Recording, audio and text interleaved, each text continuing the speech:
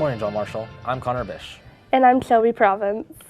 Here are the JMH weekly updates for the week of October 14th, 2025. John Marshall's Fall Blood Drive will take place on Monday, October 20th from 8 a.m. to 1:30 p.m.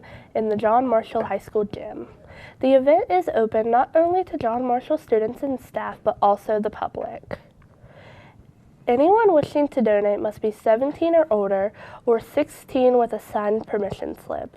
JM students who would like to sign up may do so during their lunch period by seeing a nursing student or by visiting room 137. Walk-ins from the community are also welcome.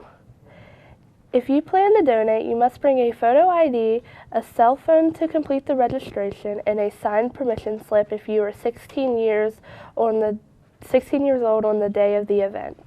You should also eat a healthy breakfast and hydrate with plenty of water and other non-caffeinated beverages the day before and day of donation. Credit recovery is now taking place through October 9th. It is held in the Media Center through Monday through Thursday. It begins at 3:30 p.m. and runs till 6:30 p.m. Snacks are provided. Student Council is hosting the 2025 Homecoming Dance, Tangled in Our Memories, on Saturday, October 18th from 7 to 10 p.m. The last day to get your tickets has been extended to Thursday, October 16th, outside the main commons at lunch. The social probation list will be generated from the end of the day data on October 16th. The list will be pulled first thing in the morning on Friday, October 17th, and students will be notified at this time. Any students who purchase a homecoming ticket and ends up not being able to attend the homecoming dance due to being on social probation can request a refund. Requests for refunds are only for those who are on social probation list. To request a refund, students must email the request to Mrs. Busavitsky.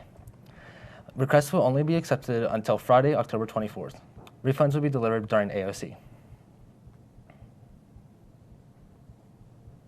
Teen Night at the Library is the fourth Tuesday of each month.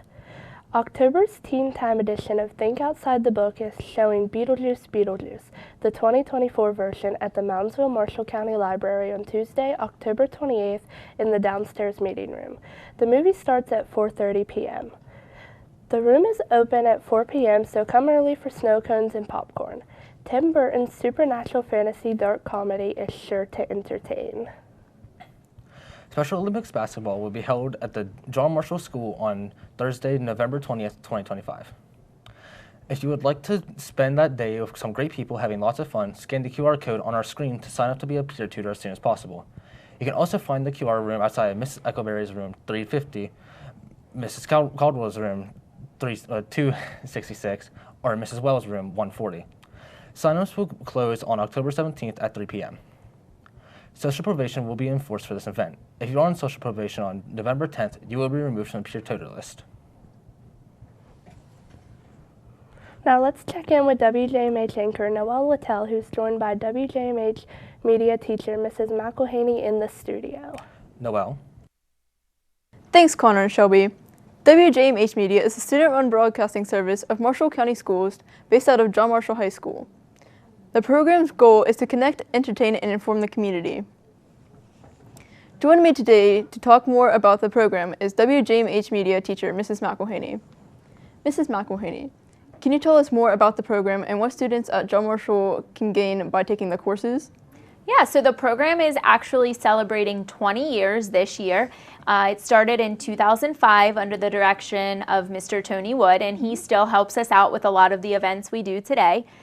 The program has grown a lot in that time because when it started in 2005, we were still working to get equipment and getting all the things. So we've accumulated all of the equipment over the years, and we've grown our productions. We've gone from just things in the studio to even more remote events. I feel like we add remote events every year, be it with the OVAC or events for WTRF or things like that. So a lot of our events do actually air live on WTRF's TV station, so we have a great partnership with them. And I think that what students gain from those events are just experiences, real world experiences, and how to be professional in the world outside of school. So I definitely think that that's one of the biggest things they gain is experience, because even if students don't go into broadcasting after high school, they're still going to need to know how to be a professional and how to communicate and do the things that we do in this program. Another thing that I think students can gain is friendships. Oftentimes I see students come in, they don't know each other, and then they get in here and they're like family within the first month of school. So it's really a program for everybody, not just for people who are interested in going into the broadcasting field. Thanks for joining me today, Mrs. McElhinney. If you're interested in the broadcasting program, visit Mrs. McElhinney in the WJMH Studio Room 117. Reporting from the studio, I'm Noelle Littell with WJMH Media. Thanks, Noelle.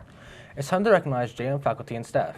This week's birthdays include Mr. Brock Melko and Mrs. Kelly Gonot, who will be celebrating birthdays on Wednesday, October 15th. If you see them this week, be sure to wish them a happy birthday. As a reminder, you can find this week's lunch menu on the school website and the MCS app. Just scan the QR code on your screen to access it. Thank you for listening to the weekly announcements. I'm Shelby Province. And I'm Connor Bish. Have a great week, Monarchs.